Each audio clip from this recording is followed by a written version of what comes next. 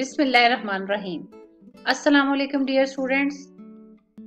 जैसा कि आप जानते हैं कि नए बोर्ड पेपर पैटर्न के मुताबिक ऑब्जेक्टिव पेपर यानी आपका जो मारूजी तर्ज का पेपर है वो हिस्सा कवायद पर मुश्तमिल है। लिहाजा आज के लेक्चर में आप मेरे साथ मारूजी सवालात की मशक करेंगे। जी तो स्टूडेंट्स, सबसे पहले हम आगाज करेंगे मतला से।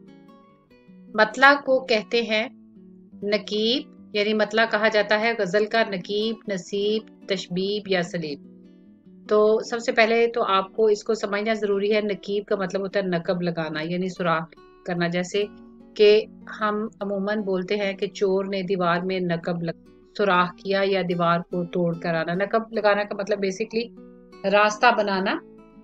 तो मतला को गजल का क्या कहते हैं? नकीब। यानी मतला गजल का चूंकि आगाज होते हैं वहां से रास्ता बनाया जाता है, गजल का आगाज किया जाता है, इसलिए मतला को गजल का कहते हैं नकीब। द सेकंड वन, मतला के बाद आने वाले शेर को क्या कहा जाता है? मतला के बाद आने वाले शेर को बेटा मतला सानी नहीं कहेंगे। सबसे पहले आप सुनते ही देखते हैं कि मतला के बाद आने वाले शेर को मतला सानी यानी दूसरा मतला कहते हैं। ऐसा नहीं है, बल्कि अगर उसमें काफिया और रदीफ पाया जाए, यानी मतला की तमाम शराइत पर वो पूरा उतरता हो, यानी गजल के या कसीदे के दूसरे शेर में भी दूसरा शेर भी हम काफिया और हम रदीफ हो तो उसे आप मतला सानी कहेंगे। लेकिन नॉर्मली जो मतला के बाद आने वाला शेर है उसे उसने मतला कहा जाता है।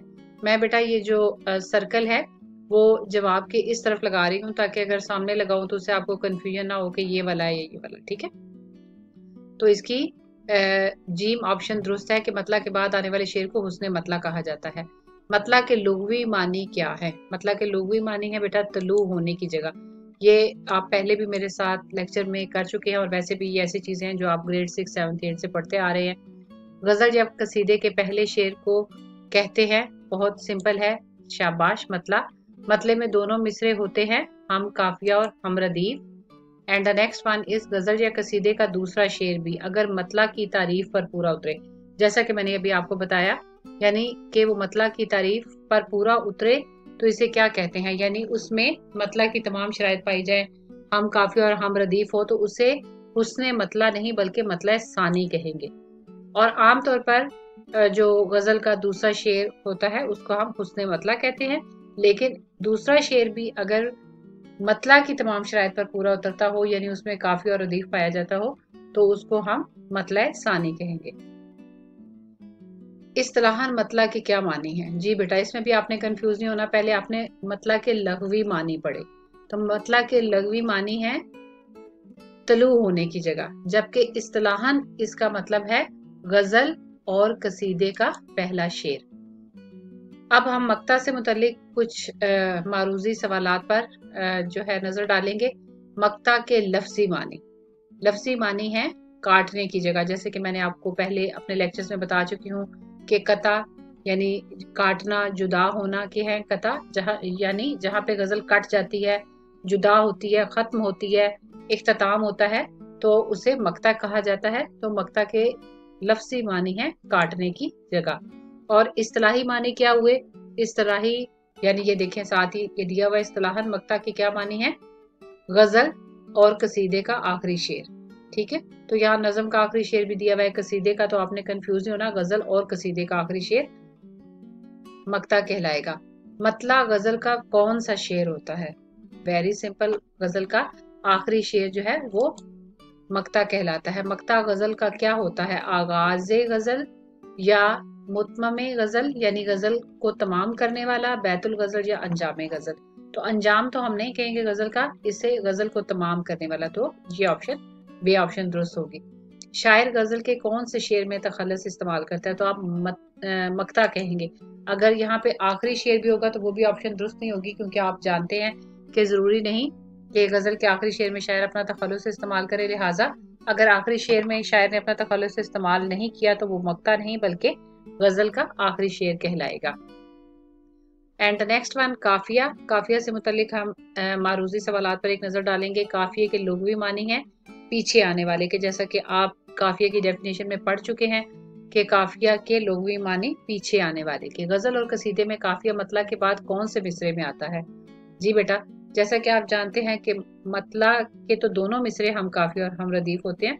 उसके बाद जो बाकी गजल होती है उसका हर दूसरा मिसरा जो होता है उसमें काफिया होता है। जैसे कि आपने पढ़ा, उल्टी हो गई सब तदबीरें, कुछ ना दवा ने काम किया, देखा इस बीमारी के दिल ने आखिर काम तमाम किया। तो पहले शेर में आपको काफिया और रदीफ जो है वो नजर आएंगे। बाकी इस गजल के हर दूसरे शेर में जो है आपको हर दूसरे मिसरे में काफिया मिलेगा।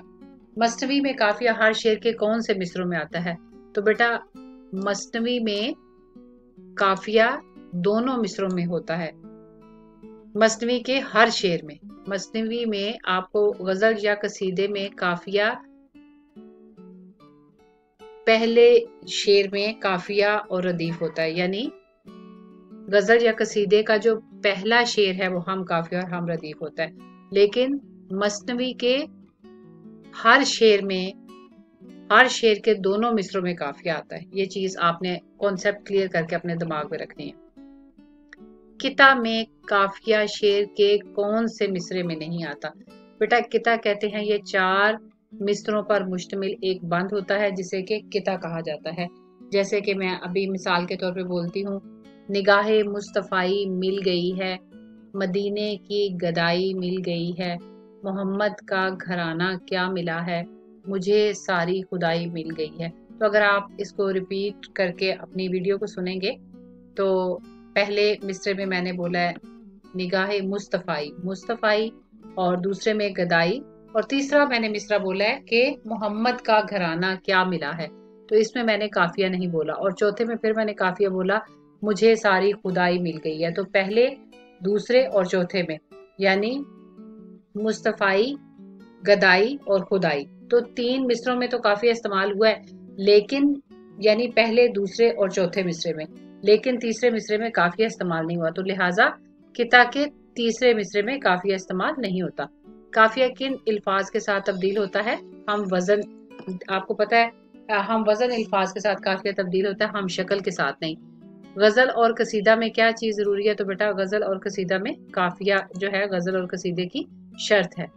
एंड द नेक्स्ट वन, रदीफ। रदीफ के लुग़वी मानी सवार के हैं, और जैसे कि आपको पता है कि काफिये के बाद जो है वो रदीफ आती है, तो वो शख्स जो किसी के पीछे सवार हो, यानी काफिया के बाद रदीफ आती है।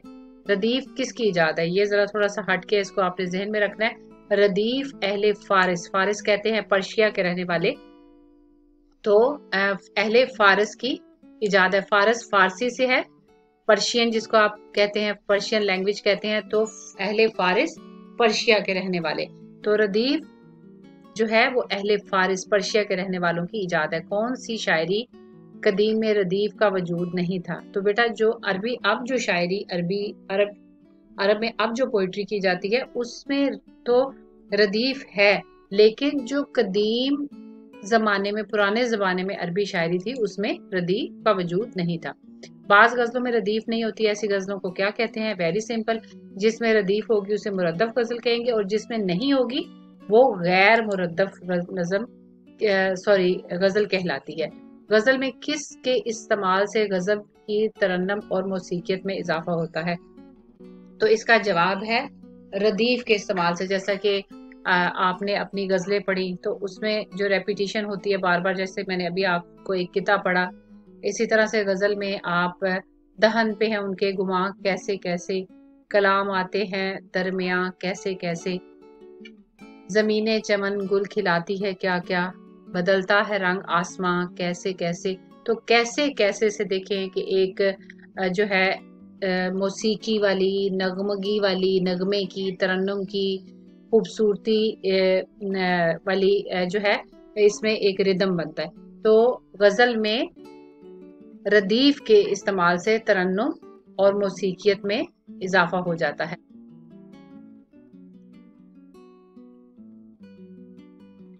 रदीफ, मतला और इस्तेमाल के बाद आने वाले हर शेर के दूसरे मिसरे में किस तरह इस्तेमाल होता है? यानी मतला में और मतला के बाद जितने भी अशार होते हैं उनमें उनके हर दूसरे मिसरे में किस तरह इस्तेमाल होता है।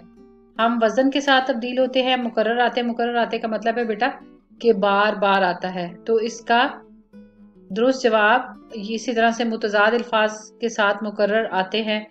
तो ये मुकर्रर डिफरेंट लफ्ज है और ये इस मुकर्रर का मतलब है बार बार आना।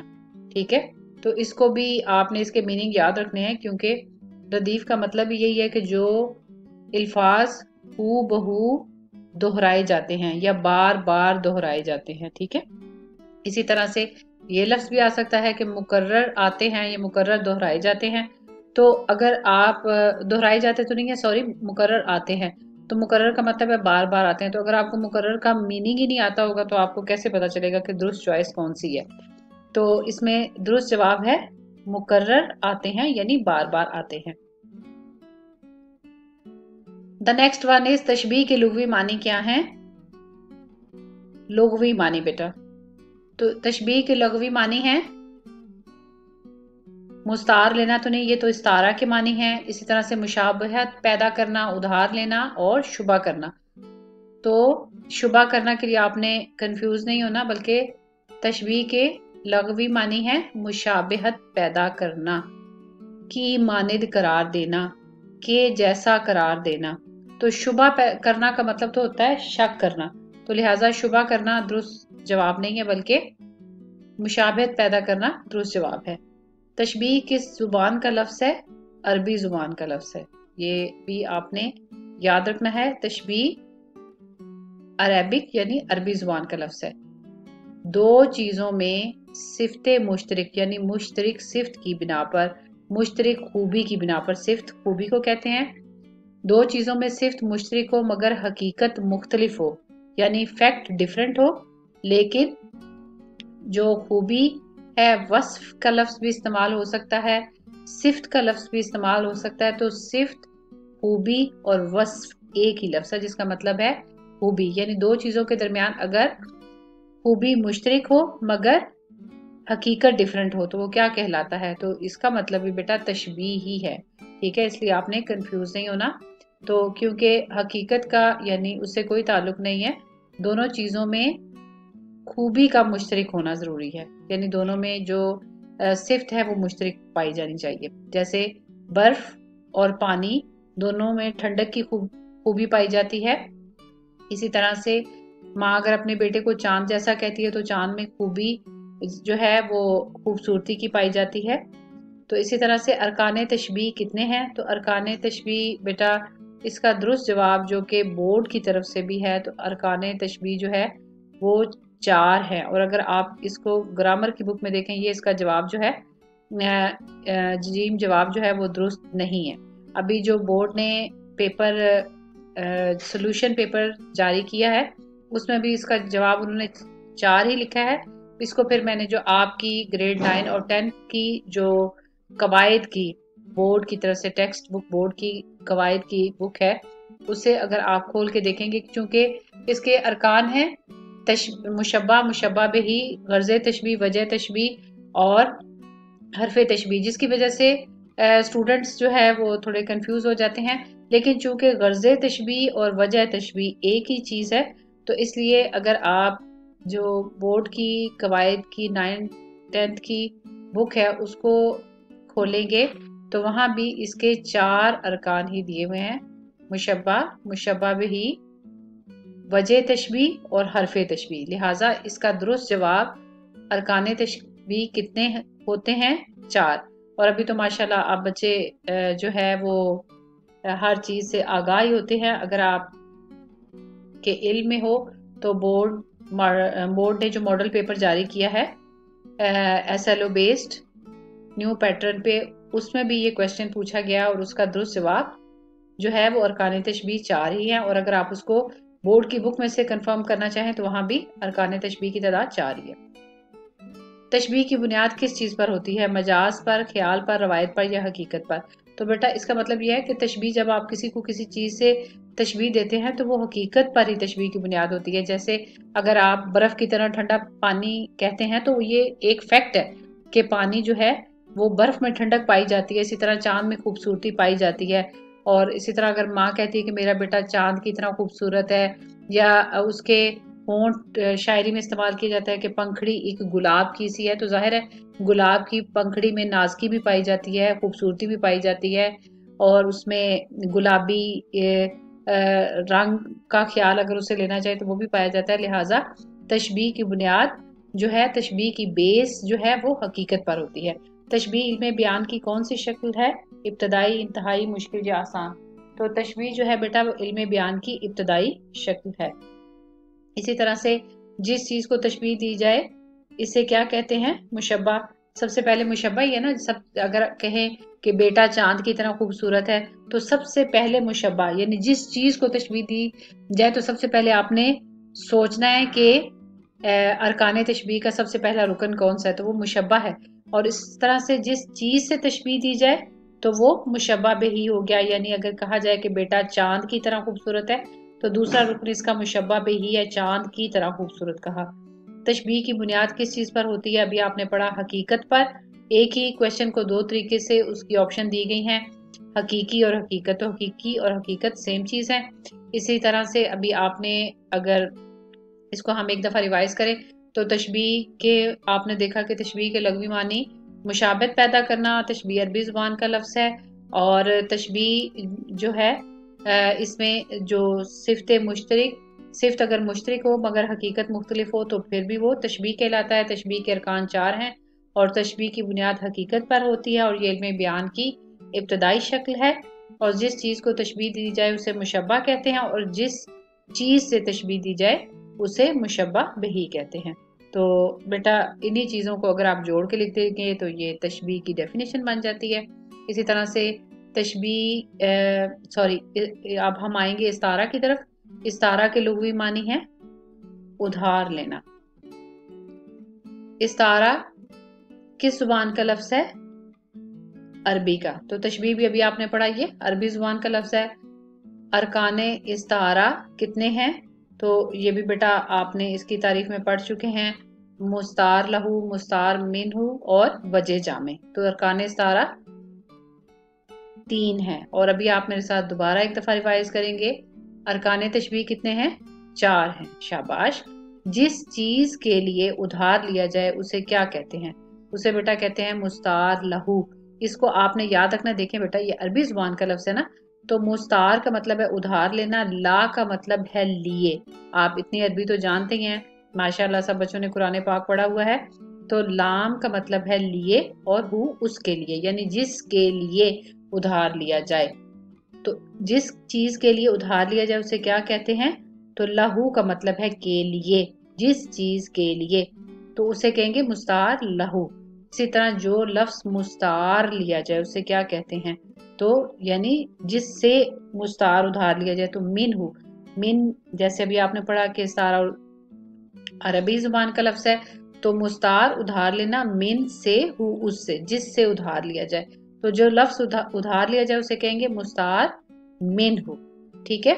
इसी तरह से द नेक्स्ट वन इज इस्तारा की बुनियाद किस चीज पर होती है? मजाज पर। जी बेटा, तशबीह हकीकी होती है जबकि इस्तारा मजाजी, यानी उसके कोई और मानी मुराद लिए जाते हैं। जैसे कहना कि मेरा बेटा चांद है, तो बेटा चांद की तरह तो नहीं हो सकता। इसी तरह कहना कि उसके होंठ गुलाब हैं, तो किसी के होंठ गुलाब जैसे खूबसूरत हो सकते हैं, या किसी का चेहरा गुलाब की तरह खूबसूरत हो सकता है, खिला हुआ हो सकता है, लेकिन गुलाब बाइना यानी बिल्कुल गुलाब नहीं हो सकता। इसी तरह कहना कि मेरा बेटा चांद है या मेरा बेटा शेर है, तो शेर की तरह बहादुर तो हो सकता है लेकिन बेटा शेर नहीं बन सकता। लिहाजा उसके मजाजी मानी मुराद लिए जाते हैं। इस्तारा की बुनियाद मजाज पर होती है जबकि तशबीह की बुनियाद हकीकत पर होती है। तो इस तरह आपसे पढ़ा कि तशबीह इल्म बयान की कौन सी शक्ल है? तो तशबीह इल्म बयान की इब्तदाई शक्ल है, यानी कि एक चीज को दूसरी चीज की मानद करार देना। जबकि इस्तारा जो है वो इल्म बयान की इंतहाई शक्ल है कि आप उसको बिल्कुल चांद ही कह देते हैं, गुलाब ही कह देते हैं, पानी को बर्फ ही कह देते हैं, यानी उस चीज को सेम वही चीज मुराद ले लेते हैं। लिहाजा इस्तारा जो है वो इल्म बयान की इंतहाई शक्ल है। इसी तरह से बेटा जिंदगी है या कोई तूफान है, ہم تو اس جینے کے ہاتھوں مر چلے. اس میں شاعر نے کیا استعمال کیا ہے؟ استعارہ، تشبیہ، تلمیح یا محاورہ. تو ویری سمپل، زندگی ہے یا کوئی طوفان ہے، یعنی شاعر نے زندگی کو طوفان سے تشبیہ دی ہے، لہٰذا یہ اس شعر میں شاعر نے تشبیہ استعمال کی ہے. اس شعر میں شاعر نے کیا استعمال کیا ہے؟